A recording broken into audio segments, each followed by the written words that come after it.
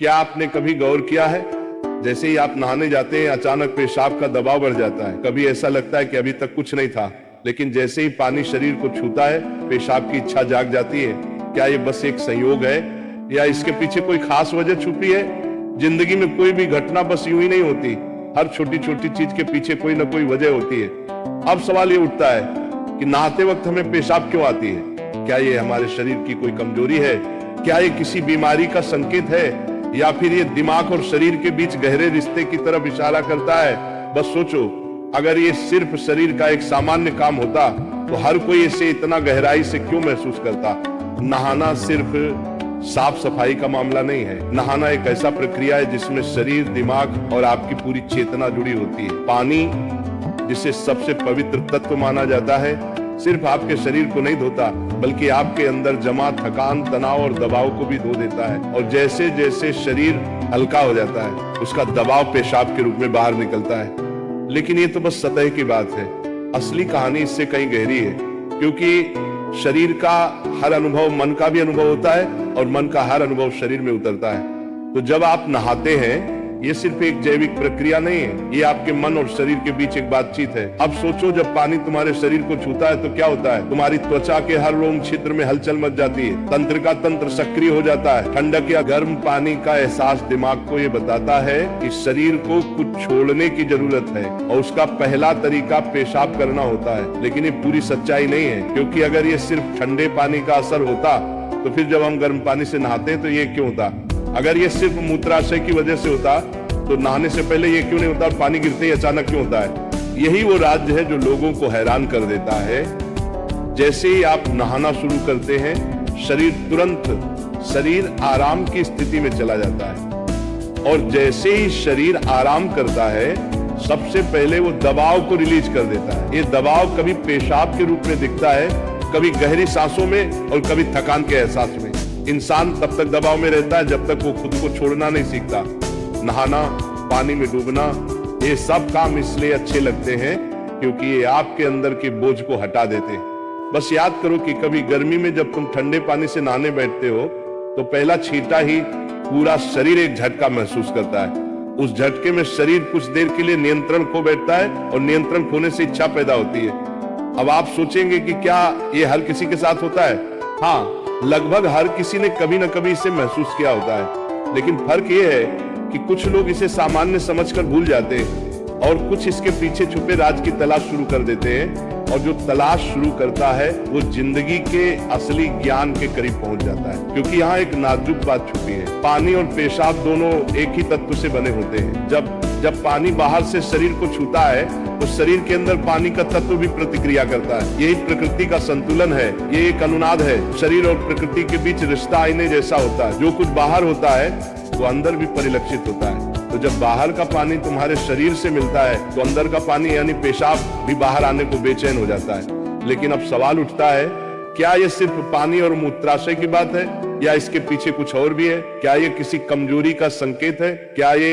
क्या ये किसी बीमारी का शुरुआती लक्षण है, या बस मन और शरीर के बीच की एक बातचीत है? यहीं से हमारी यात्रा शुरू होती है, शरीर के विज्ञान से लेकर आध्यात्मिक दृष्टि तक। क्योंकि अगर हम इसे बिना समझे सामान्य कहकर नजरअंदाज कर देंगे तो हम जीवन के एक बहुत बड़े संकेत को खो देंगे। तो चलिए अब इस रहस्य को और गहराई से समझते हैं। हर बार जब तुम कुछ छोड़ते हो, कुछ रिहा करते हो, तो वो तुम्हारे बोझ से आजादी देता है। लेकिन ध्यान रखना, ये सफर आसान नहीं होगा, क्योंकि जो दिखता है वो सच नहीं होता और जो नहीं दिखता वो गहरा सच होता है। लेकिन सवाल यह है कि ऐसा क्यों होता है कि कुछ लोग इसे ज्यादा महसूस करते हैं और कुछ कम? यहाँ मनोविज्ञान की भूमिका आती है।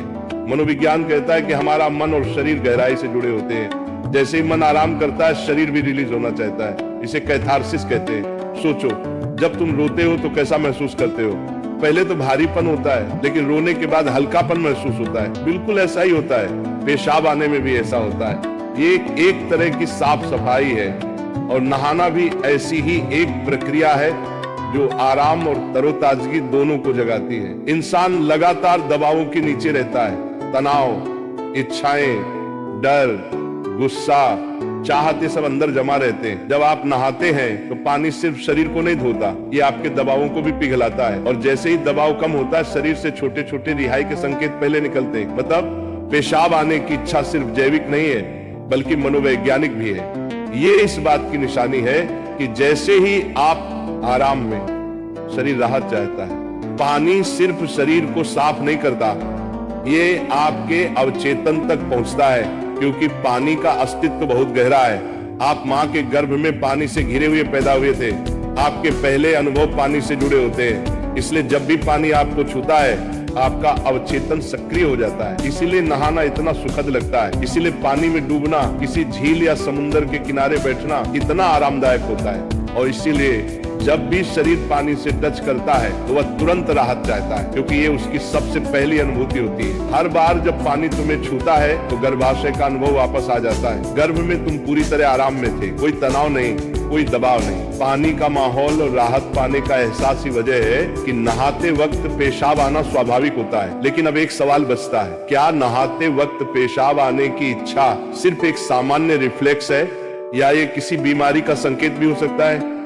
विज्ञान मानता है कि अगर ये बहुत बार होता है, बहुत ज्यादा तलब होती है, आप इसे कंट्रोल नहीं कर पाते, तो ये ओवर एक्टिव ब्लैडर या किसी और मेडिकल कंडीशन का संकेत हो सकता है। लेकिन अगर ये कभी कभार होता है तो ये बिल्कुल नेचुरल है, बिल्कुल सामान्य है। अब सोचो, क्या आपने कभी ध्यान दिया कि ये तलब तभी बढ़ती है जब पानी डाला जाता है?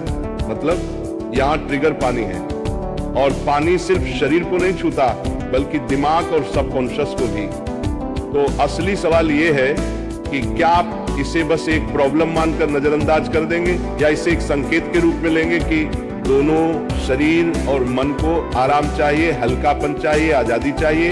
हर तरह की रिहाई सिर्फ जैविक नहीं होती, यह आध्यात्मिक भी होती है। आपको छोटे छोटे रिहाई के मौके दिए गए हैं ताकि आप एक बड़े रिहाई की तरफ बढ़ सकें। पेशाब, आंसू, हंसी, ये छोटे रिहाई के तरीके हैं, लेकिन ध्यान सबसे बड़ी रिहाई है। मतलब अगर आप समझ पाओ कि इच्छा क्यों आती है तो ये सिर्फ एक शारीरिक अनुभव नहीं रहेगी बल्कि ध्यान की तरफ एक कदम बनेगी।